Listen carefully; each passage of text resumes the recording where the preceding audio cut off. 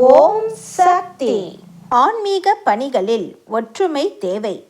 விளக்கு இருக்கிறது, எண்ணெய் இருக்கிறது, திரி இருக்கிறது, தீப்பெட்டி இருக்கிறது. எல்லாம் தனித்தனியாக ஒவ்வொரிடத்தில் இருந்தால் வெளிச்சம் வந்துவிடுமா? எல்லாவற்றையும் ஓரிடத்தில் சேர்த்து வைத்துக்கொண்டு விளக்கை எரித்தால்தான் வெளிச்சம் வரும். அதுபோல நீங்கள் தனித்தனியாக இருந்து ஆன்மீக பணிகள் செய்வதை விட இணைந்து செய்தால்தான் ஒற்றுமை உணர்ச்சி ஏற்படும். அன்னையின் அருள்வாக்கு. என்னுடைய அருள்வாக்கு என்ற பாத்திரத்தை பயன்படுத்தி எதிர்கால வாழ்வினை அமைத்து கொள்ள வேண்டும். எல்லோருக்கும் பகிர்ந்தளிக்க வேண்டும்.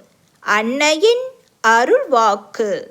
Please share and subscribe. ஓம் சக்தி.